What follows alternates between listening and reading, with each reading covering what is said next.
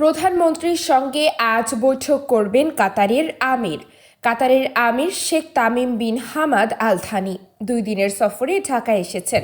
সফরের দ্বিতীয় দিন আজ মঙ্গলবার প্রধানমন্ত্রী শেখ হাসিনার সঙ্গে বৈঠক করবেন তিনি। বাংলাদেশ ও কাতারের 2 রাষ্ট্রপ্রধানের বৈঠকের পর দেশ দুটির মধ্যে চুক্তি ও সমঝোতা স্মারকের সই হবে। এর আগে গতকাল সোমবার বিকেল 5টার দিকে বিশেষ একটি ফ্লাইটে ঢাকায় আসেন কাতারের আমির। এ সময় বিমানবন্দরে তাকে স্বাগত জানান রাষ্ট্রপতি মোহাম্মদ শাহাবুদ্দিন। জানা গেছে, আমিরের সফরে কাতার ও বাংলাদেশের মধ্যে 6টি চুক্তি ও 5টি সমঝোতা স্মারক সই হওয়ার কথা রয়েছে।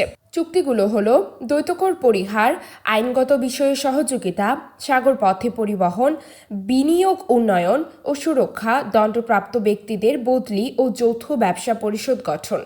সমঝোতা স্মারকের মধ্যে রয়েছে শ্রমশক্তি বিষয়ে সমঝোতা স্মারক, বন্দর পরিচালনা, উচ্চশিক্ষা ও বৈজ্ঞানিক গবেষণা, যুব ও ক্রীড়া সহযোগিতা এবং কূটনৈতিক প্রশিক্ষণ সহযোগিতা। এদিকে বিকেলে রাষ্ট্রপতির সঙ্গে বঙ্গভবনে কাতারের আমির সৌজন্য সাক্ষাৎ করবেন। তারপর সন্ধ্যায় বিশেষ বিমানযোগে ঢাকা ত্যাগ করবেন Sheikh Tamim bin Hamad Al Thani. ঢাকায় কাতারের আমিরের নামে একটি সড়কের নামকরণ করা হবে। এ ব্যাপারে গত 21 এপ্রিল এক সংবাদ সম্মেলনে পররাষ্ট্রমন্ত্রী জানান, মিরপুরের কালশী এলাকার বালুর মাঠে নির্মিতব্য পার্ক ও মিরপুর ইসিবি চত্বর থেকে কালশী উড়াল সড়ক পর্যন্ত সড়কটি কাতারের আমিরের নামে নামকরণ করা হবে।